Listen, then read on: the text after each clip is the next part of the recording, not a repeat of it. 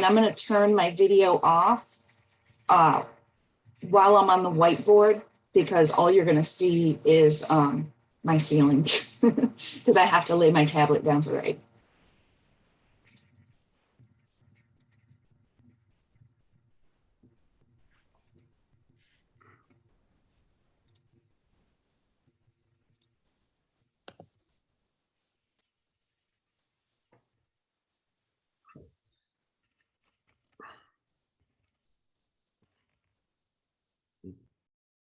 All right, sometimes this is a little bit glitchy, so it might take just a second. I think I've got like 6 different programs running at one time, so sometimes it doesn't like that.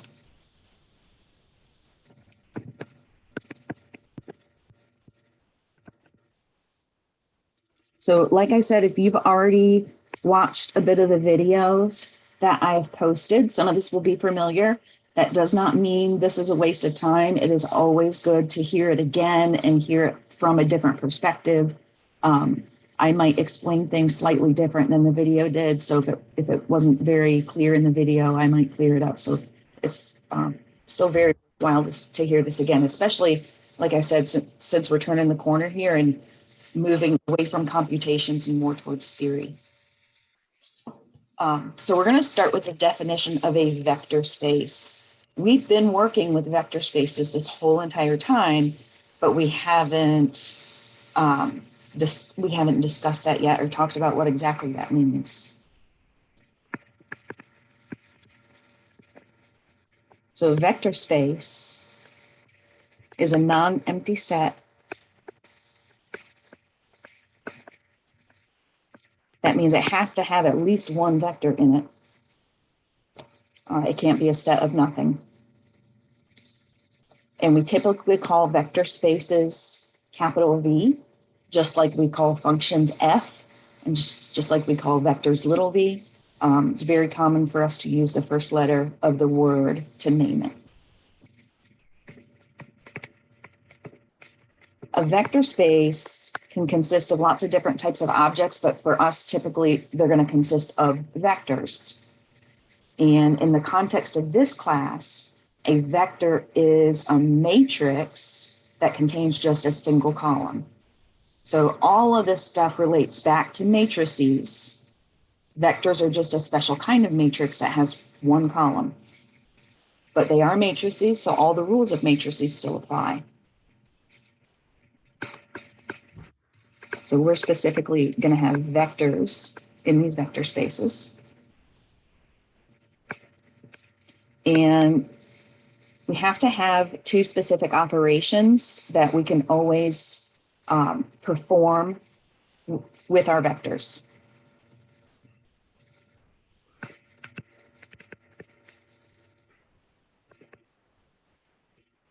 And those operations specifically are addition and scalar multiplication.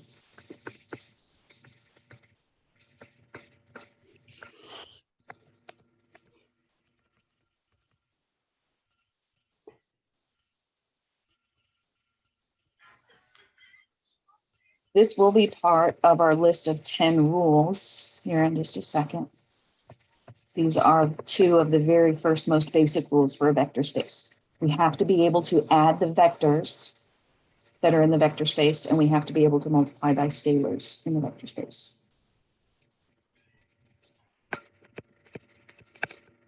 Now, the fancy name for the 10 rules is actually something called axioms. And let me get this written down.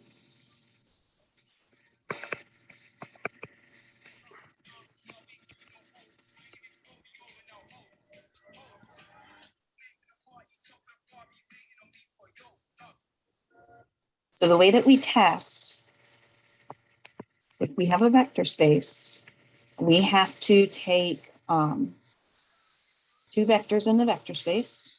So let you, I'm going to actually say, let me do 3 because we want distributive as well. U, V, and W. Let U, V, and W be vectors in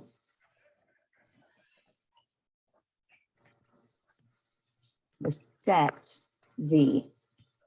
And we're going to list the rules that will make this set a vector space. It's a similar concept in algebra. In algebra, we work with lots of different types of equations. And then at some point, we start to introduce functions. And functions are just a special type of equation that follow specific rules. And this is the same idea. We've been working with sets of vectors all along, and a vector space is just a special set that follows specific rules.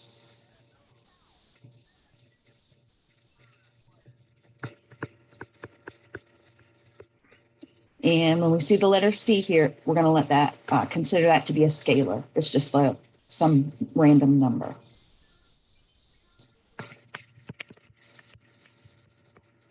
So this set V is considered a vector space if all of the following are true.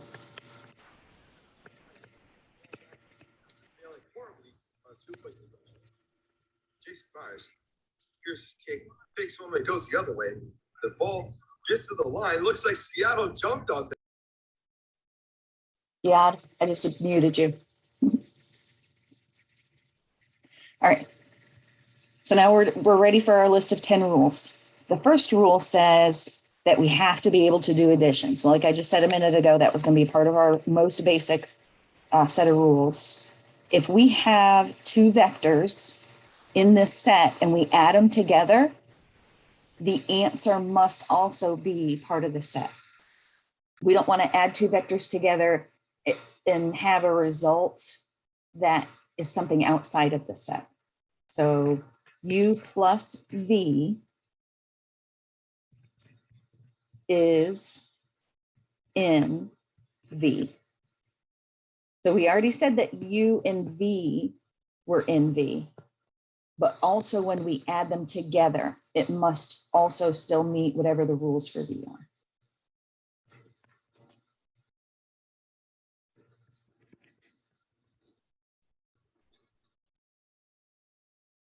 And that addition must be commutative, which means it doesn't matter which vector we write first in the addition problem, we should get the same thing either way.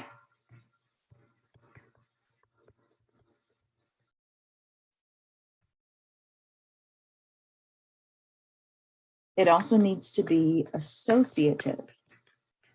And associative means we aren't moving any of the vectors, we're just changing who gets grouped first. So if we have three vectors to add together, it shouldn't matter whether we decide to add the first two together first or the last two together first. As long as all three of them are eventually getting added, we should get the same answer. So this is the associative property. And a lot of these properties we take for granted because this has always worked for us in algebra class for the most part. But now that we're using more advanced math, it is possible that we're going to be working with sets where these rules aren't true. Rule number 4 is there has to be a zero vector in the set.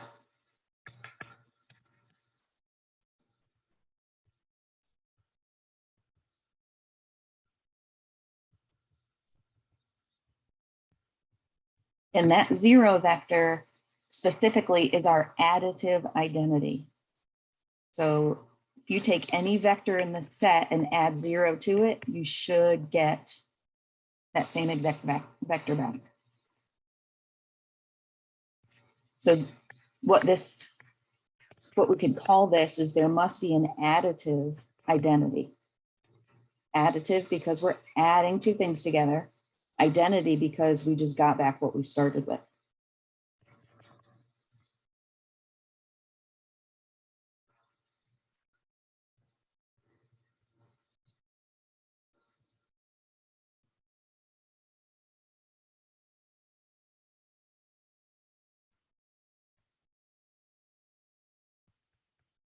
We must also have an additive inverse.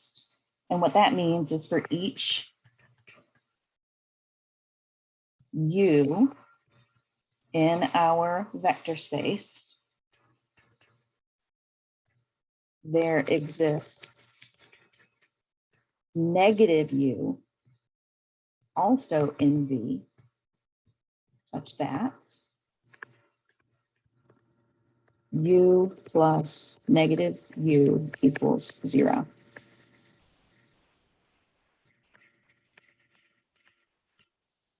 And this rule is technically saying we must have an additive inverse. There must be an opposite in there that if we were to add, they would make 0.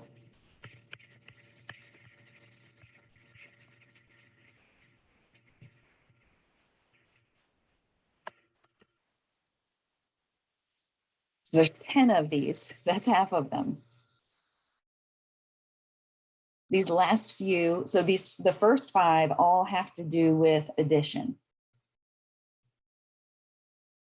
When we add, the new vector is in our set.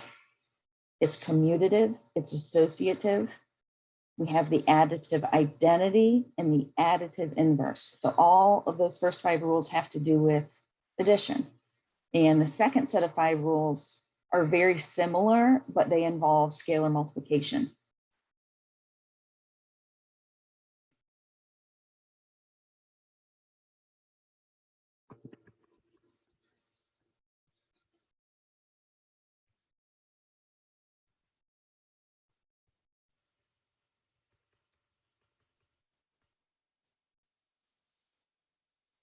So we already said in the definition that U was a vector in our space.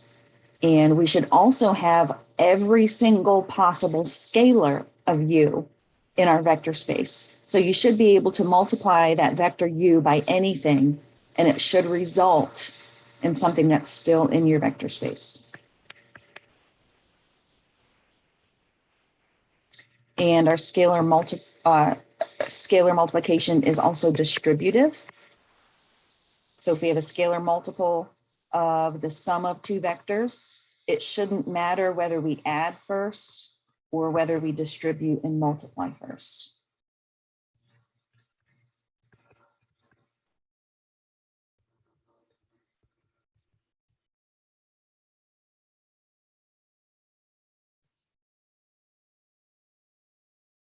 And it's not only distributive of the scalar onto the vectors, we could also distribute the vector onto some scalars.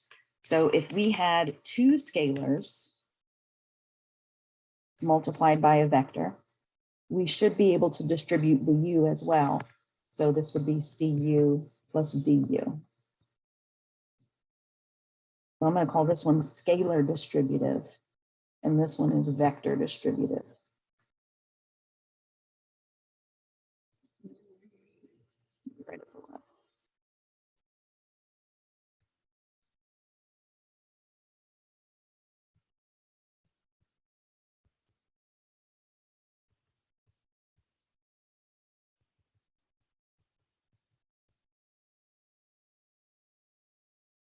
All right, we've got 2 more. Remember, our last 2 up here had to do with inverses and identities. So 9 and 10 are also going to have to do with inverses and identities. Oh wait, 9 is another, sorry. 9 is an associative. Number 10 has to do with identities. So number 9 says if we've got this string of multiplications where we're multiplying our vector u by scalar d and then another scalar c, it should not matter what order we do this in. We could go ahead and just multiply our 2 scalars together first and then multiply into the vector. So since we didn't actually change the order of anything, we just changed who got grouped together. This is our associative property.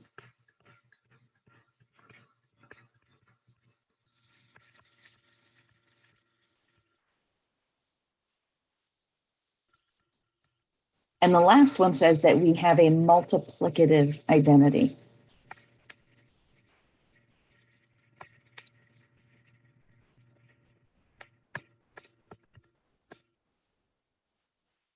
If we multiply any vector by 1, we should get the exact same vector back.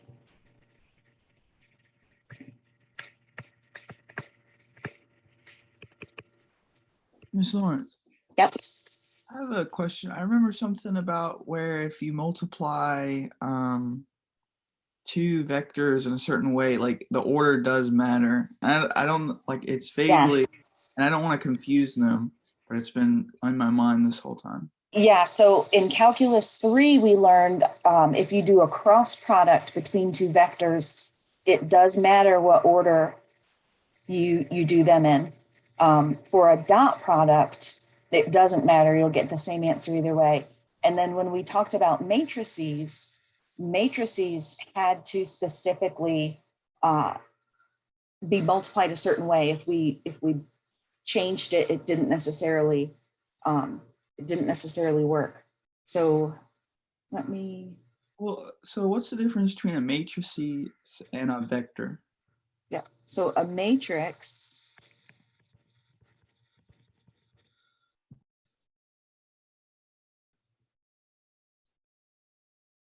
is any array of numbers, and there could be any number of rows and then any number of columns.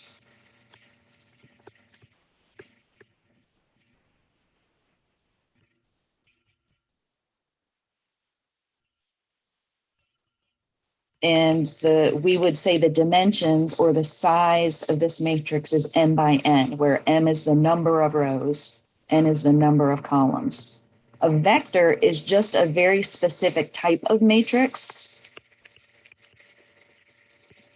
that has one column. So it can still have a lot of different rows, but there is specifically only one column.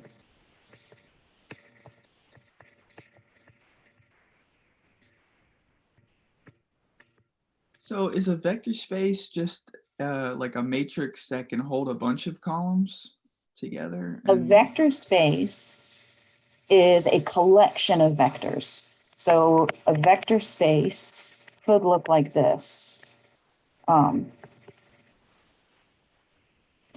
Typically, vector spaces are infinite.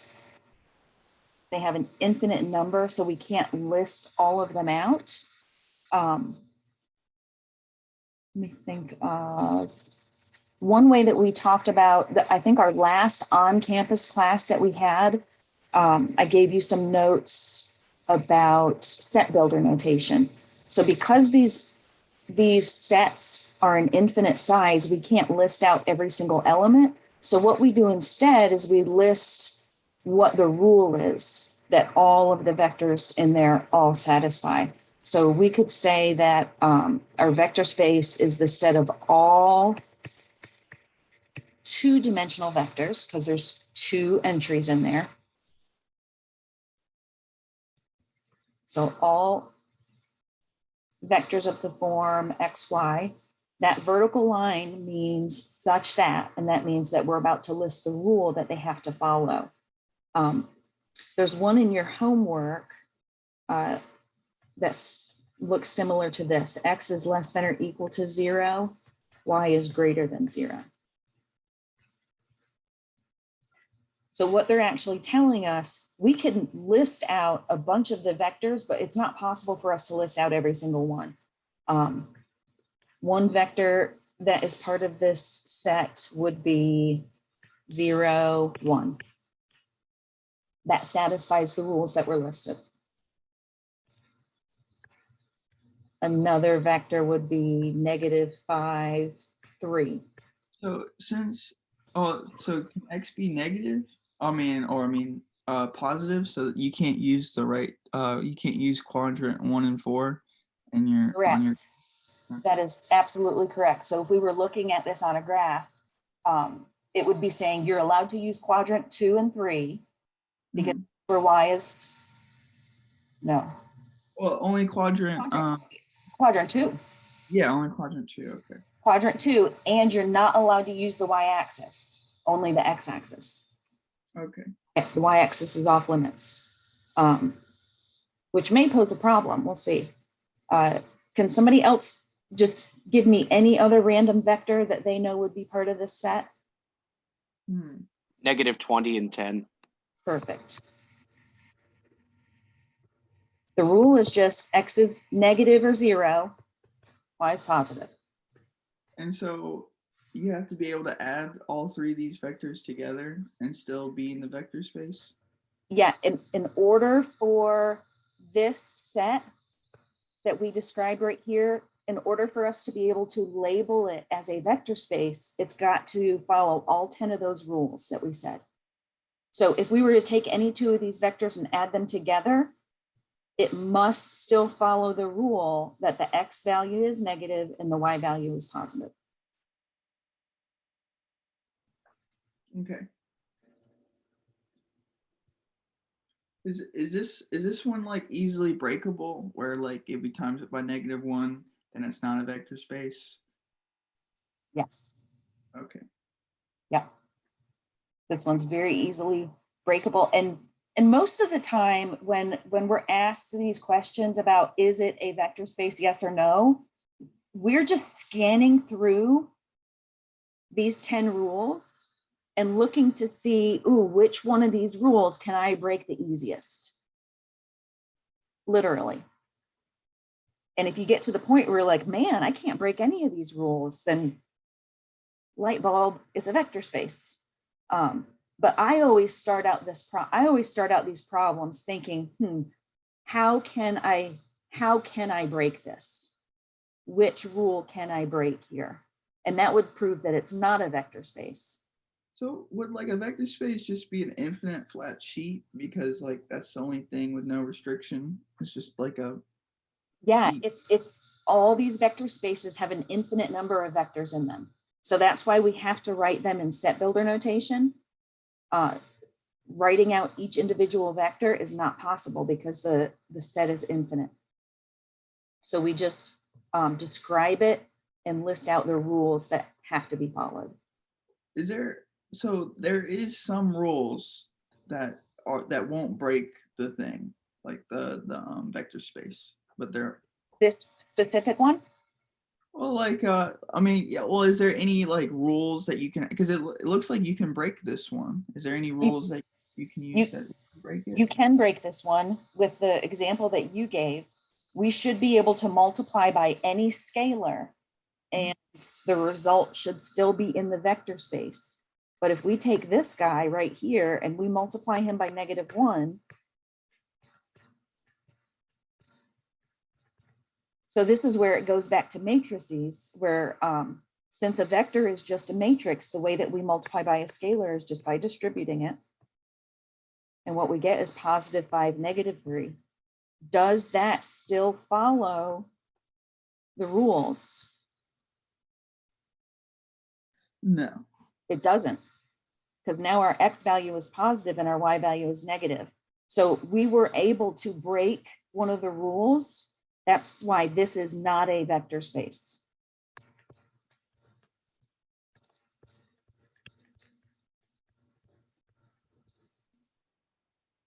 So what I probably should have done is put a little question mark here. We're trying to figure out if it's a vector space.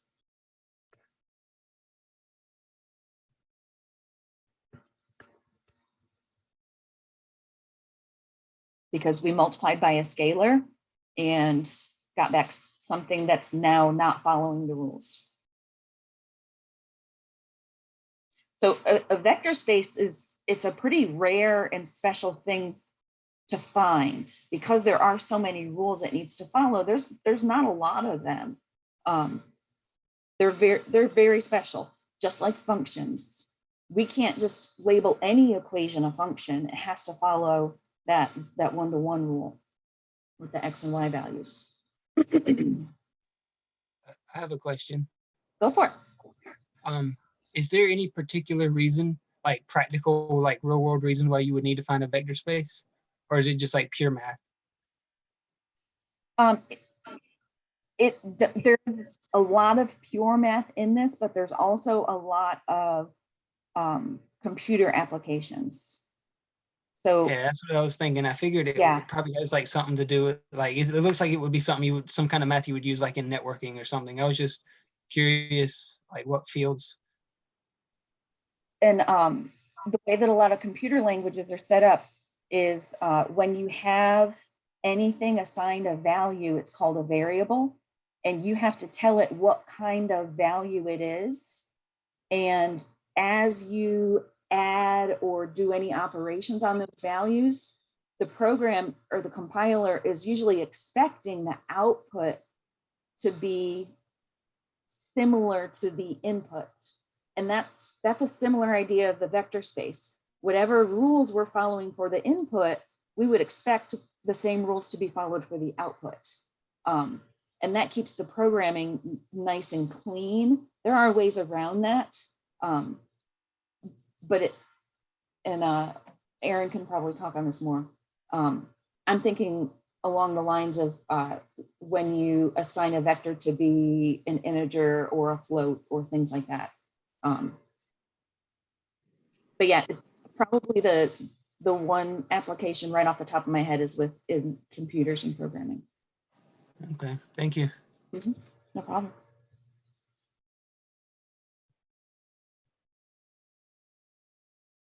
All right, so we've got all 10 of our rules.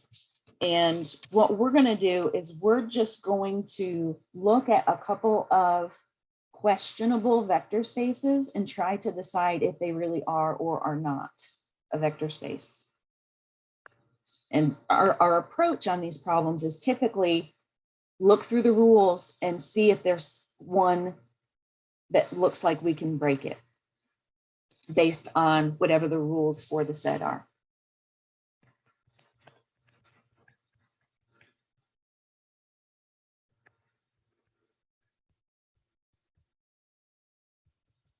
So the set V is described below, and I'll give it to you in just a second. Determine whether V represents a vector space or not.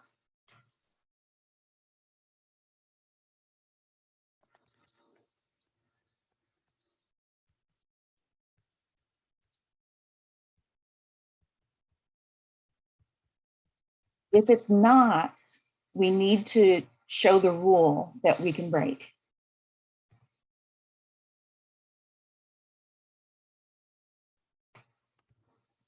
So if not, we want to give some reasoning why. If it is, that just means that it follows all 10 rules. If it's not, we should be able to just give one quick example that breaks the rule and done. So in upper level math, that's called a counterexample. When you're able to find an example that breaks a specific rule, it's called a counterexample. And a counterexample is a valid way to prove something false.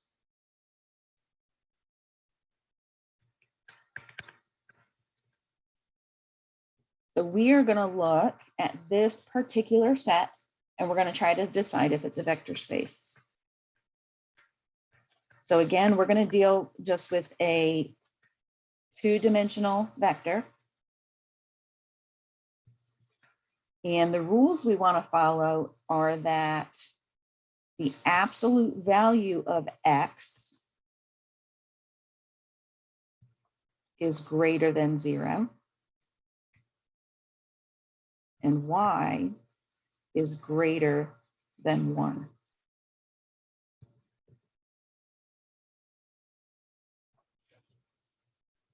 If you put 0 in X, wouldn't it break it because 0 can't be greater than 0? Or does it have to be non-zero values? This right here is pretty much saying X can be anything but 0. Okay. It can be the positives and it can be the negatives. All right.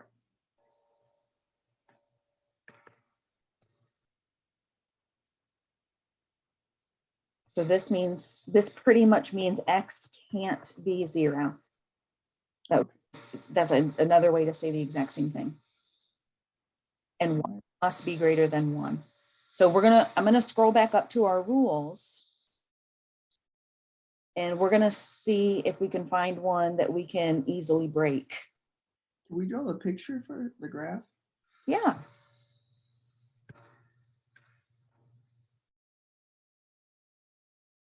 So X can't be 0. That means we cannot use the Y-axis. We can use everything to the left and everything to the right, but we can't use the Y-axis. And Y must be greater than 1. So if that's a Y value of 1, we've got a dashed boundary here. And we technically also have a dashed boundary here.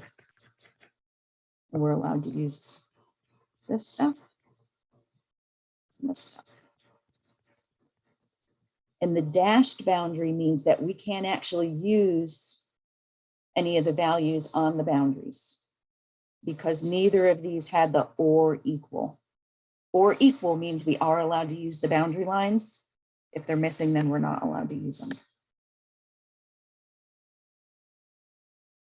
So this set contains all the vectors in those two sections.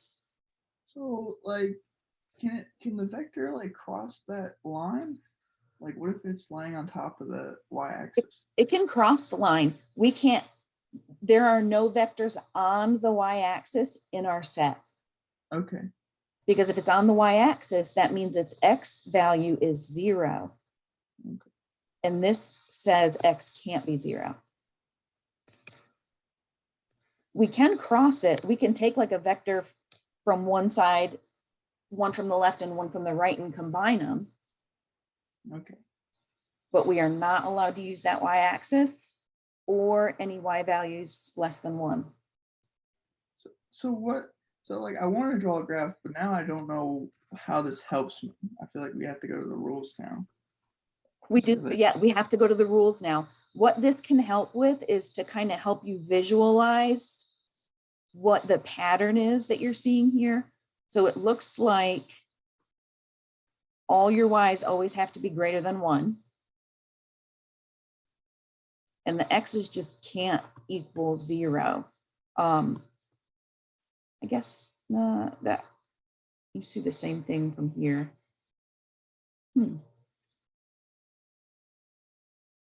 I guess because this one doesn't specifically use all of a quadrant, it's not as helpful. We did one in class a couple weeks ago where we were like using all of quadrant 1 and all of quadrant 3. And we were able to kind of visually add a vector together from each of them and show that the result using the parallelogram method could be something in quadrant 2 or quadrant 4. So I think the picture was helpful with that one, but I don't know if the picture is so helpful on this one. But let's go back up to the rules and figure out if there's any way that I can take a vector where x can't be 0 and y must be greater than 1 and break one of these rules. So the very first rule says all of the sums must also be in V. So if we had a -2 and a +2 x vector, like, you know, components of a vector, and then add them together, it would get 0. And then would that break it? Absolutely. Okay. Yep. Our x's can be positives and negatives. Remember, x's just can't be 0. And the y's have to be greater than 1. So whatever those are. Now, if we were to, both of those vectors meet all of the rules that we listed. But when we add them together, we get 0, 8. And that vector is not in the set. Okay.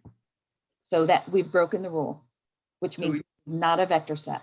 We just move on, like, okay. Yep. So since we've just figured out that it's not a vector set, we would say no, not a vector set.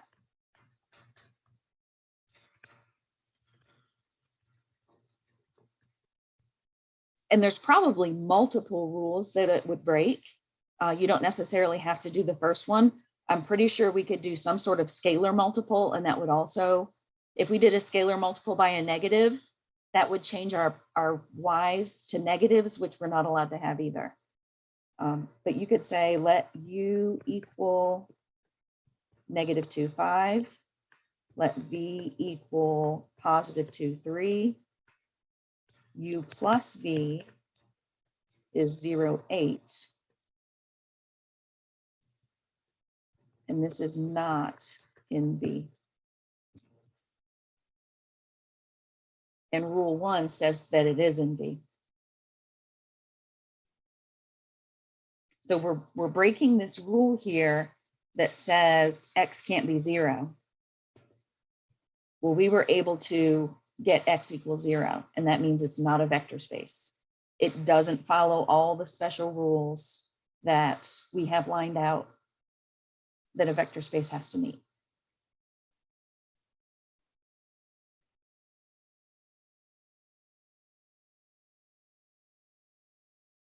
Questions so far? So basically, we just found two vectors that had x was anything and y was greater than 1, and then we added them. So we just, taking the first rule, we just decided that that that we are getting a 0 on the x, so that's why it's violating the rule, and so it's not in the space, right? Yep. So I see that I'm not allowed to equal 0. If my approach is, okay, let me try to break these rules, then I'm gonna look for something that will give me 0 or something that will give me a y less than 1. So whatever those rules are, I'm trying to break them. I'm trying to find a way to get a result that doesn't follow the rules. And if you work your way through all 10 rules and you can't break any of them, that means it is a vector space.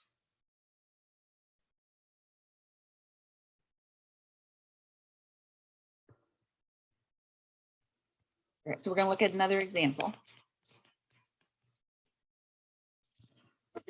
And then we're going to talk about subspaces.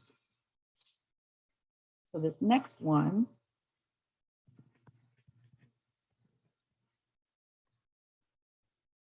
let V be a set of vectors as indicated below.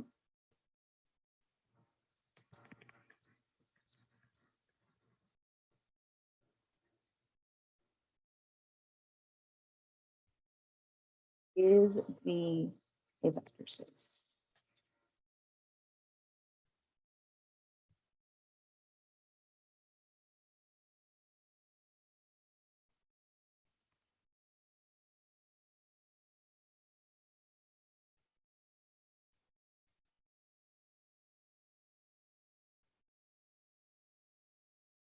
This time we've got 3 coordinates. So we're working in a 3-dimensional vector space.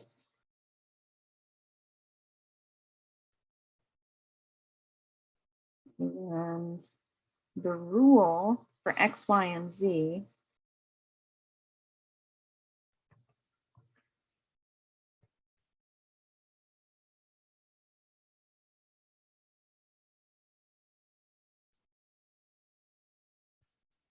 is a list of equations.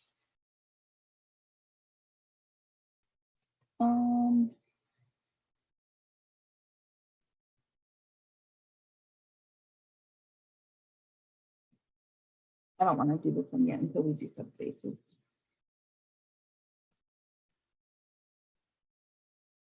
All right, let's say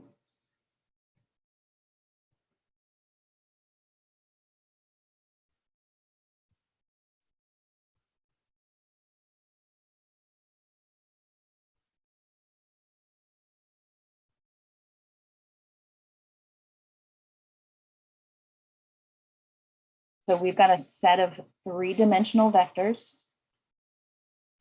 It's an infinite set, so it's not possible to list every single vector individually. So what we do instead is we just list the rules that the set What about the follows. z vector? Say it again. What about the z vector? So The Z is not listed in the rules, and that means there's no restrictions on Z.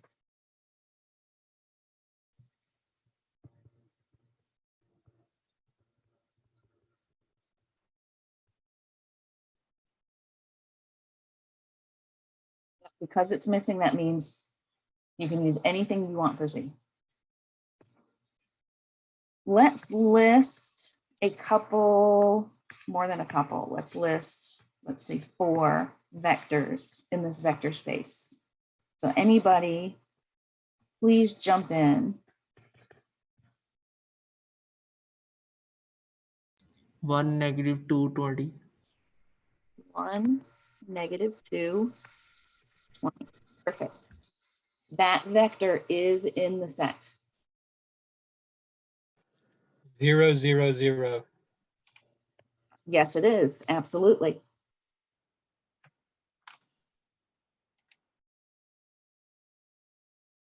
So the rule is that X must be greater than or equal to 0.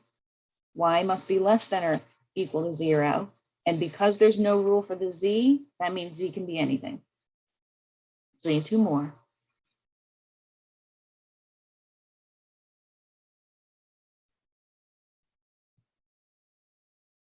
0, 0, 5. 0, 0, 5. Mhm. And I was about to write 31, -27, 119, just to be silly. Technically, it follows the rules. And that also gives you, that also kind of helps to see that, yeah, this is an infinite set. Those numbers really can be almost anything. Yeah.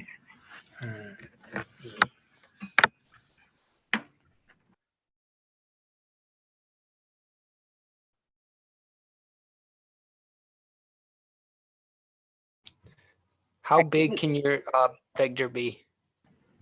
So the vector can specifically only have 3 elements.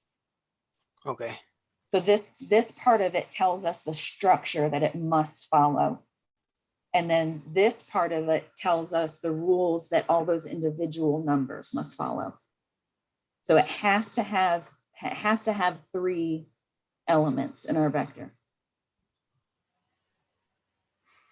Could you have a problem with more than 3? Definitely, yeah. Yeah, and all these rules still apply. It's just more elements that we have to verify the rules on. So let's look back at our rules and see if there's an obvious one that we could quickly break, keeping in mind that the vectors in our set have positive X values and negative Y values. Strictly.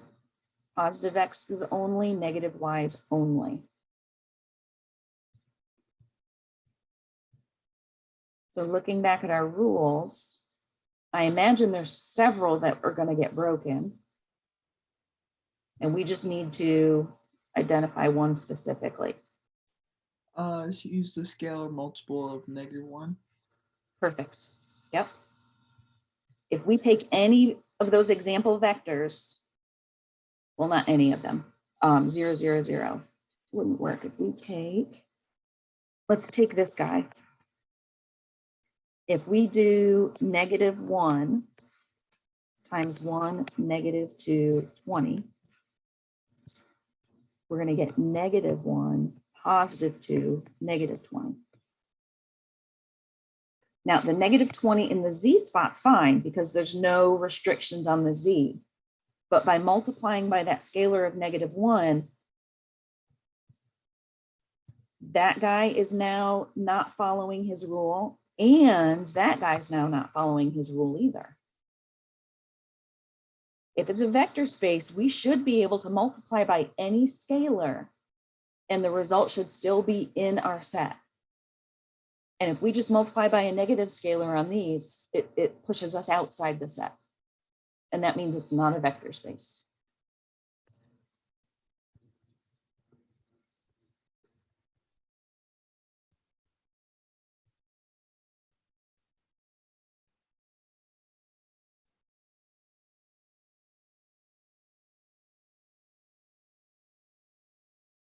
So you might be wondering what in the world is a vector space if like all we're going to do all the time is try to prove that it's not. what the sets we've been using up until now, where we don't give restrictions on the elements, those are all vector spaces. So R2 is a vector space. And R2 just means any vector with two elements. The definition specifically for R2 is the set of all x, y's such that x and y are real numbers. There's no extra or special rules on x and y besides the fact that they're real numbers.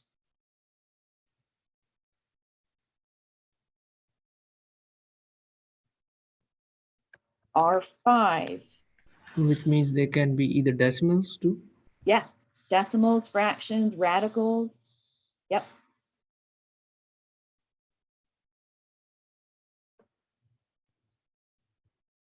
Really, the only thing that gets excluded here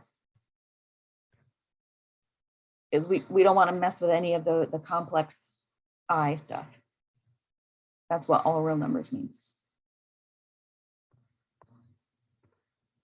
R5 as a whole is a vector space. Again, we're not putting restrictions on the elements.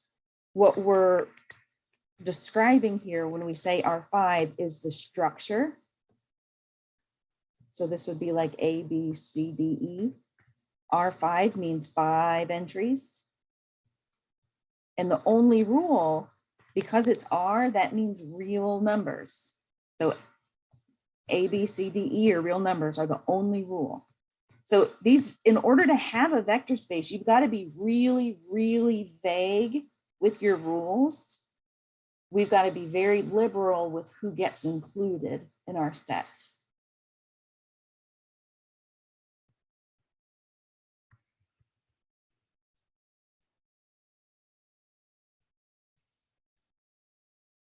So in general, any R sub n or Rn is a vector space.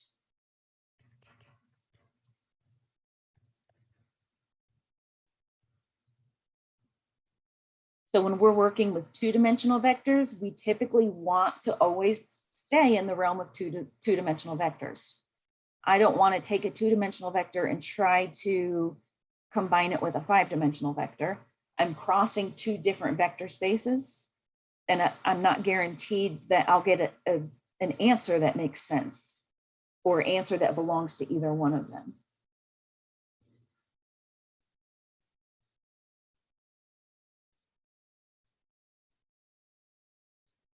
So the approach that I want you to think about when you see these questions asking about vector spaces, your approach should be look at the rules and maybe write out a few vectors that follow the rules and then use them in conjunction with the rules to see if somehow you can break the rules.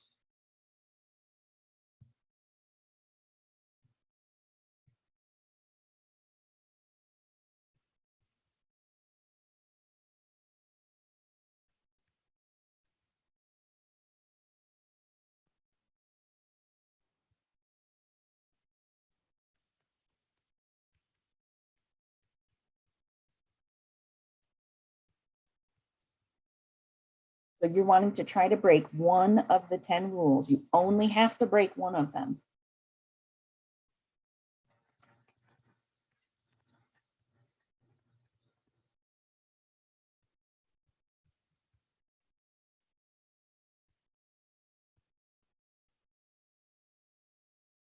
And if we get completely stumped and we can't figure out any way to break any of the rules, then most likely it's because it is a vector space. But this is how I want you to approach these problems. Typically, you will be able to break them. Vector spaces are very, very special and specific, and they're hard to come by. So the simplest approach is just going to be try to break one of the rules.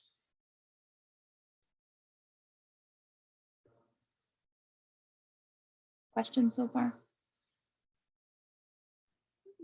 Not right now.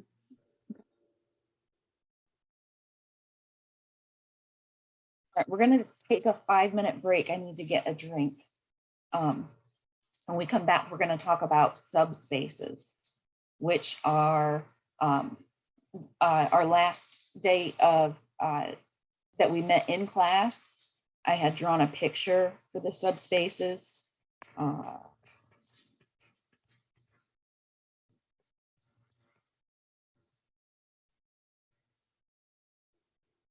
If this big black circle represents a vector space,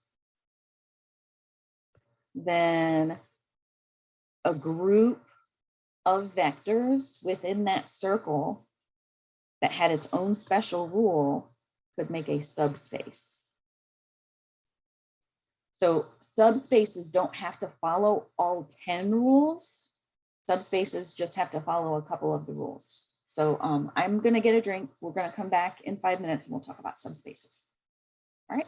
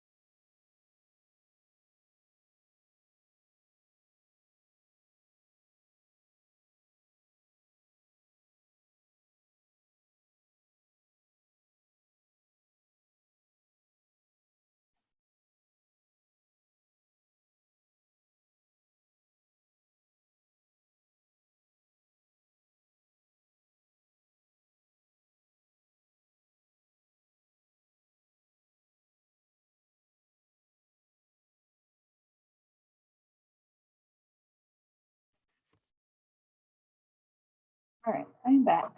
And we're gonna spend about 20 minutes on subspaces. For those of you that got part 2B of your test done, then your next task is to move on to, I believe it's homework number 5, which covers sections 4.1 through 4.3. And it's all about vector spaces and subspaces and things like that.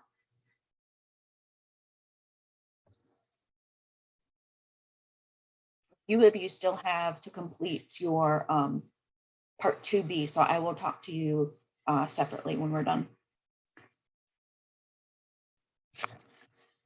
Ma'am, Yes. I had a question. Sure. Like, after your lecture, do we have to still watch 4.3 video? So I have got a dentist appointment on Thursday. So we are not going to have live lecture on Thursday. So in order to complete your homework, you probably are going to have to watch a little bit of those videos. And Okay, thanks. I just was like, I thought that we will cover it today. Okay, thank you. so let me do this, Ahmed, since I'm going to record a video. I'm going to record my own video. That will be much shorter. Yes, And to the that will be much quicker and helpful. Okay. I'm happy to do that. So I will record my own video, and it will probably be done tomorrow afternoon because I've got another class as soon as we get out. So I've got to head to campus for my afternoon class. So I will, anything that we don't get done today, but you need for the homework, I will record a video that's very straight to the point, and leaves out all kind of the extra fluff and nonsense. That way you have some specific examples, just like the ones in your homework to follow that you could use as a guide. And hopefully a much more straightforward explanation or plain English explanation of what this stuff really means. Okay, so I will have that for tomorrow afternoon.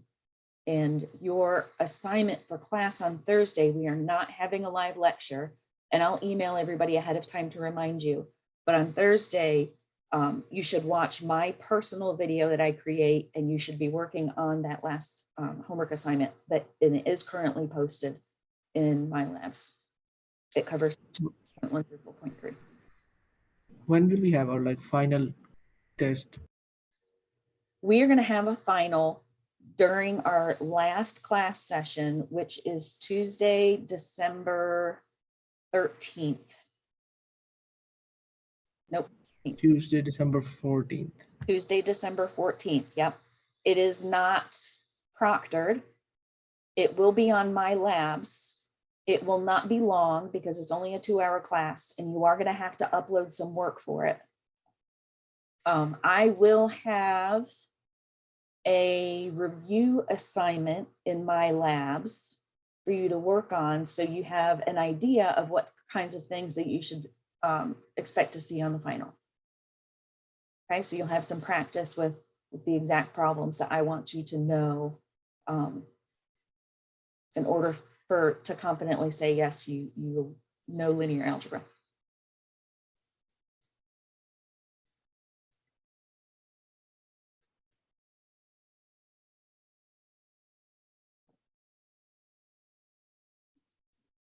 All right, so let's talk about subspaces for just a little bit. So a subspace is just a subset of a vector space. A set is just a big collection of things.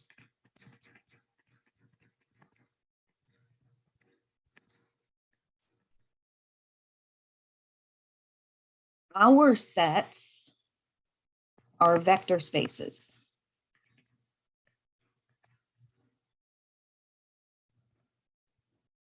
And these are collections of vectors that follow certain rules. Then you have subsets, which are smaller collections within the set.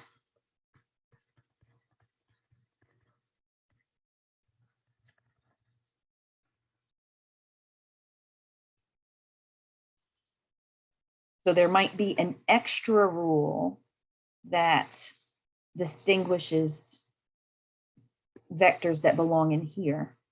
They all still belong in here. They're all still inside the big black circle. So they all still meet the vector space rules. But if they meet some sort of special additional rules, we could call them part of a subset. And if we're specifically working with vector spaces, we don't, the name of the subset is subspace.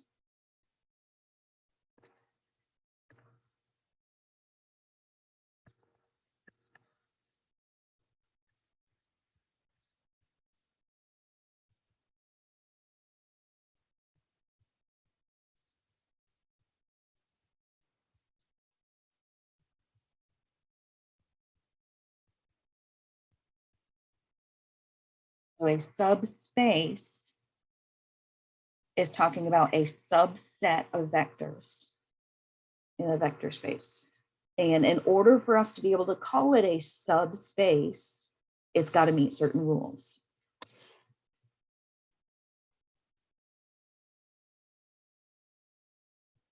So this is definition for subspace. And it's going to show us the 3 rules that we have to follow.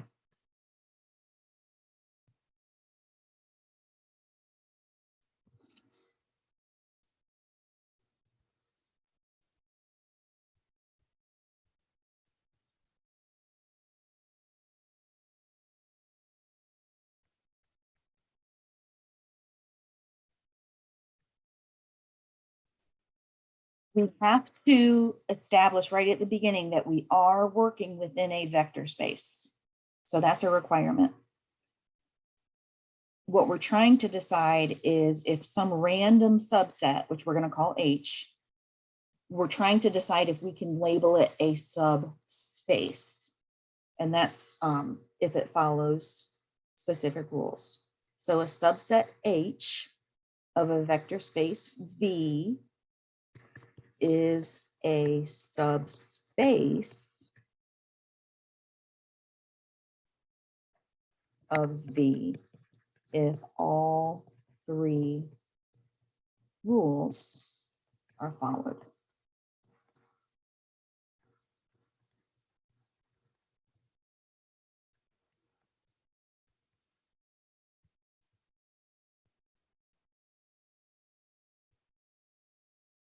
This subset, in order for it to be a subspace, it must have the 0 vector.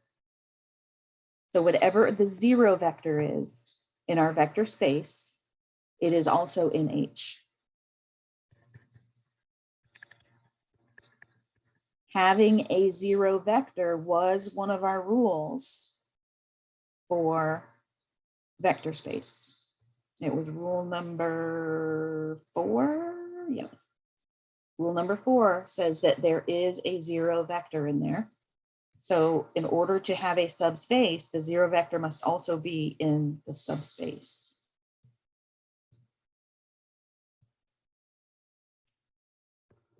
The second rule is that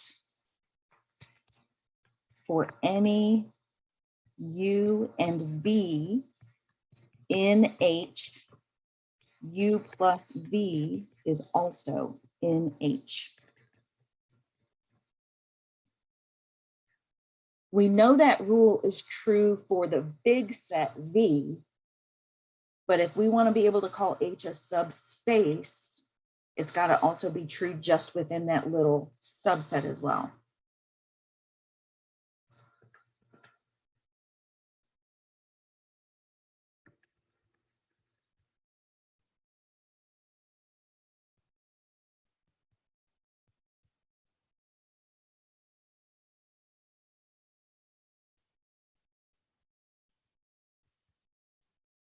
And we also have to have scalar multiplication.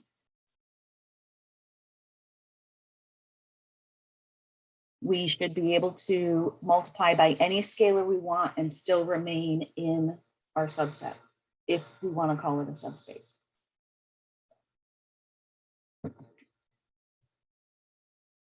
So there's only 3 rules to consider if we're ever asked if something is a subspace.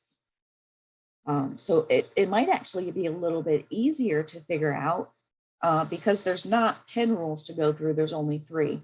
And again, our approach is going to be, can I break one of these? Can I follow the rules with my starting vectors and then use them to break one of these rules? We said a few minutes ago that R2 is a vector space. If you take every single 2-dimensional vector and put them all together, it creates a vector space. It will follow all 10 of the rules.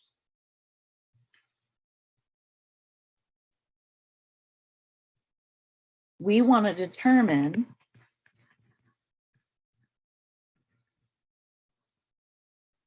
if H is a subset of R2.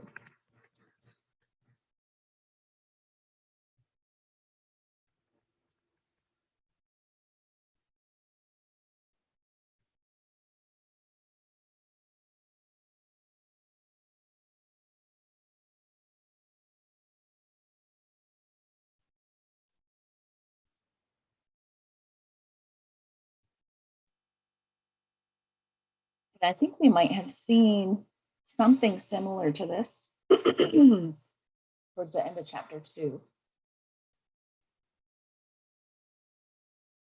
And I did not mean to say subset there. I meant to say subspace. We're trying to figure out if H is a subspace of R2. Subset is any random collection. A subspace is a collection that meets these 3 rules. So I am going to draw this one. I think that is going to be really helpful. If we're working outside of R2, might not be able to draw it. But anytime we're in R2, a drawing could potentially be helpful. So we have to be able to multiply the X and Y together and get a value greater than or equal to 0. So let's look at. So is that all? Is that like all negative numbers and all positive numbers? Because it can't be one negative X or Y. It can't be just one single negative. Right. Right. Either both values have to be negative or both values have to be positive. And no 0. We can do 0 because this one has the or equals line. We can do 0 on this one. So technically what that means is we are using the axes because those are the 0 values. And we're using all of the 2-dimensional vectors where both of them are positive, which is quadrant 1. And then also all of those 2-dimensional pairs where both of them are negative, which is quadrant 3. Both of those scenarios will result in a product greater than or equal to 0. In quadrant 2, X is negative and Y is positive. And if you multiply a negative and a positive, you will get a negative. So that doesn't follow this rule. In quadrant 4, X is positive and Y is negative. Same exact thing.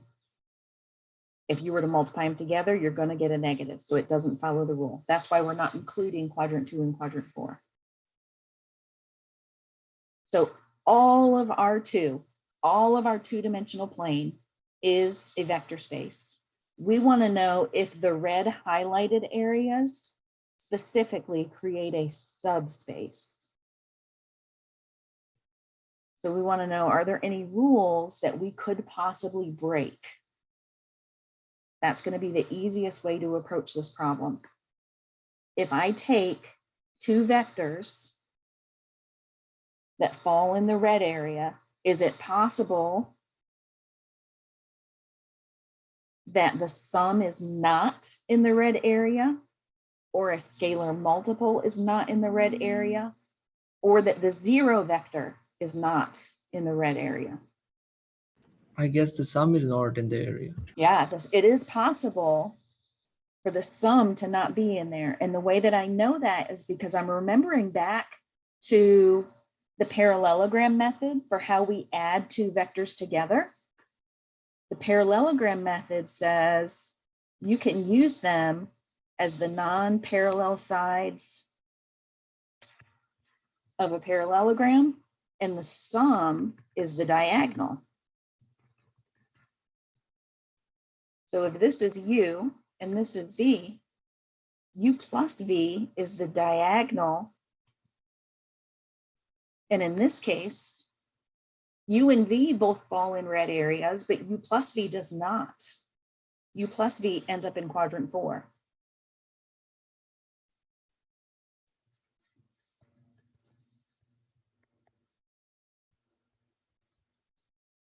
U plus v is not in our red highlighted area, which was our subset H.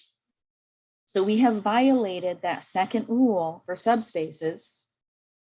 So we're going to say no, H is not a subspace of R2.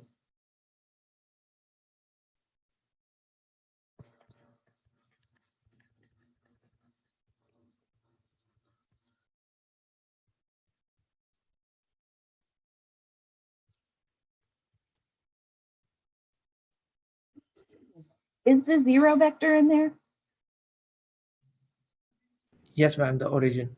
It is, because it's at the origin, and we specifically used those solid red lines to show that we are allowed to equal 0. So yep, the zero vector is in there. Do you think there's a way that we could have violated that scalar multiplication rule? No, ma'am, if you multiply u or v with anything, it's gonna go in the same direction, up. Yep. Anything in quadrant 1 multiplied by a positive will remain in quadrant 1. If we multiply by a negative, it will flip it around to quadrant 3. And same exact thing for quadrant 3. If we multiply anything in quadrant 3 by a positive, it stays in quadrant 3. By a negative, it jumps to quadrant 1. And those are both perfectly fine. What we're trying to do is see if there's a way that we could get to quadrant 2 or quadrant 4, because those are kind of the out of bounds areas. So yeah, this is the only rule it doesn't satisfy.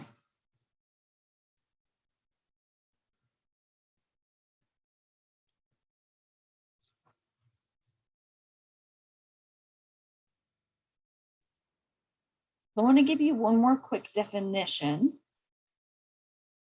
And we've used this word before. We've not done much with it though.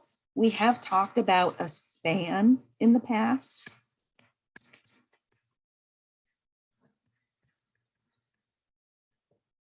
And a span is a set of vectors created by forming every single possible linear combination of some given vectors.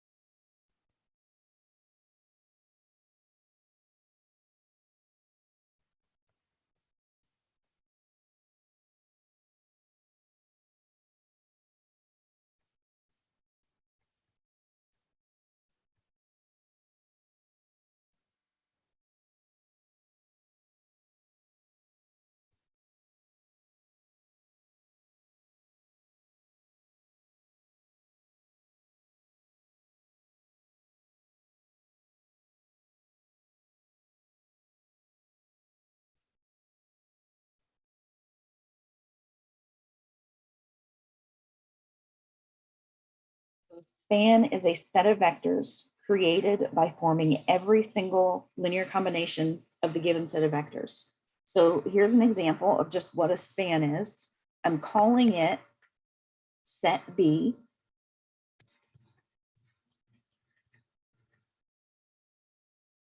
And by saying that set B is the span of these two vectors, that means set B contains every single possible linear combination of these two vectors.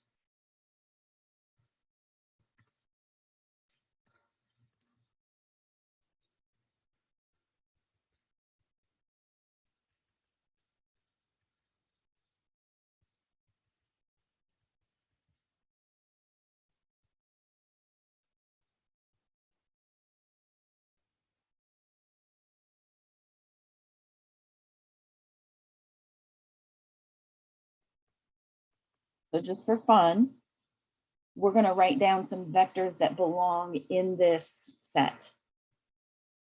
So remember, linear combinations, we've worked with them quite a bit since the beginning of the semester. Does anybody remember what two operations we could see in a linear combination?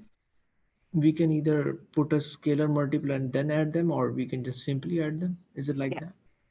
Yep, any sort of addition should work, and scalar multiples should work, and even a combination of the two.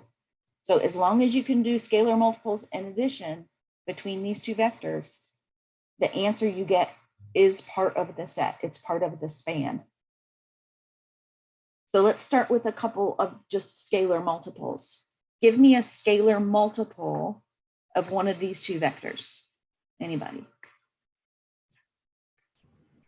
2.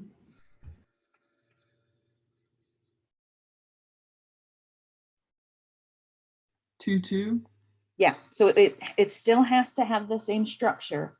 So if we do a scalar multiple of 2 on the vector 1, 1, we get the vector 2, 2. That vector is in set B. It is part of the span. Give me one more that's a scalar multiple.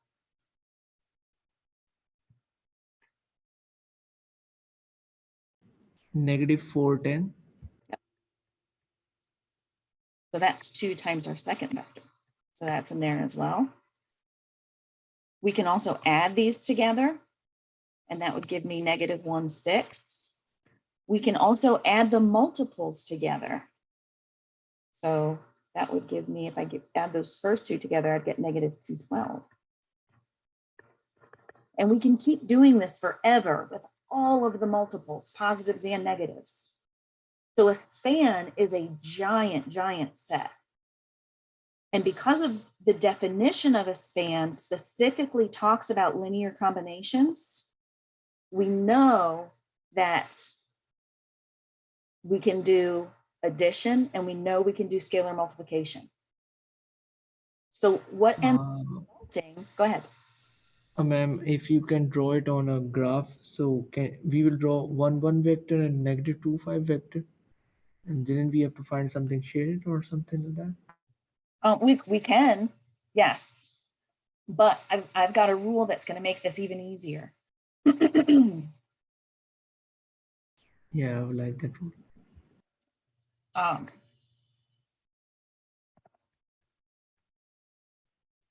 What I'm trying to get at here is for any V1, V2, ... Vn. This is a list of vectors.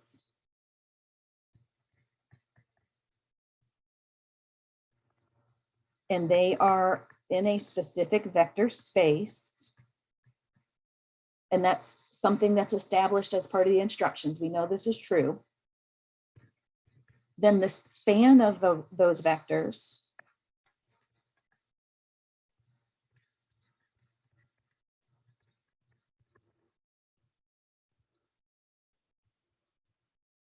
is a subspace of our vector space V.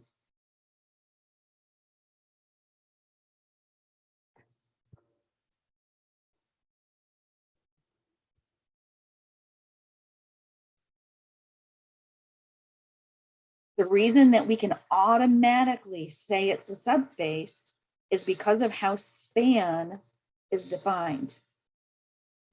Span means all linear combinations exist, which is addition and scalar multiplication. So then if we go back up to the rules for a subspace, rule number 2, addition must work. Rule number 3, scalar multiplication must work. And if those two work, then we will have the 0 vector, because we can show that we must have opposites in there, and we have to be able to add them. So span specifically always creates a subspace. Span always creates a subspace, just by definition.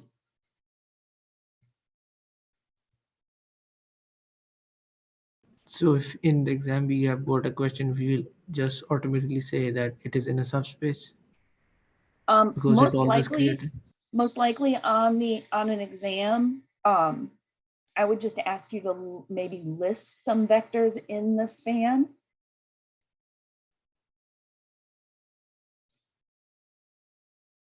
And we're going to do a little bit more with our span. Sometimes this list of vectors is too big. Like there's extras in there that don't need to be in there. Like there would be no point in having 1, 1 and 2, 2 in that vector space or in this list of vectors. We already know if we're doing a span that we're going to do all of the scalar multiples. And this guy is just a scalar multiple of that one. So he's kind of useless. He's not helping us at all in expanding or defining the set. So what the video that I'm going to post for Thursday is going to talk more about how we can simplify this set and determine something called a basis. A basis is the smallest possible list that we could possibly use to create any given subspace or vector space. We don't want any irrelevant information in there. We don't want any duplicates. We don't want any linear combinations, because the idea of the span is already going to create linear combinations for us.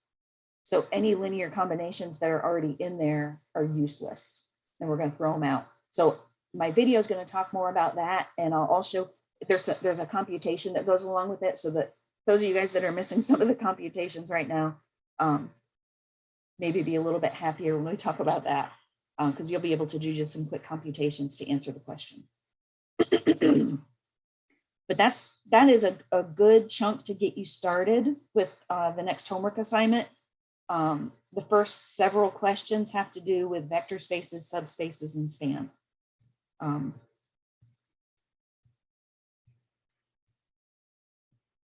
So I am going to, I've recorded this lecture. I'm going to post it onto our Moodle page. It takes a little time to process, so it's probably not going to be up until later this afternoon. The notes that I've taken here on the screen, I can download as a PDF file, and those process immediately. So I'll immediately post these notes on our Moodle page. If anybody would like access to them, you are welcome. So ma'am, today we have yes. covered 4.1 and 4.2, right? We have covered all of 4.1.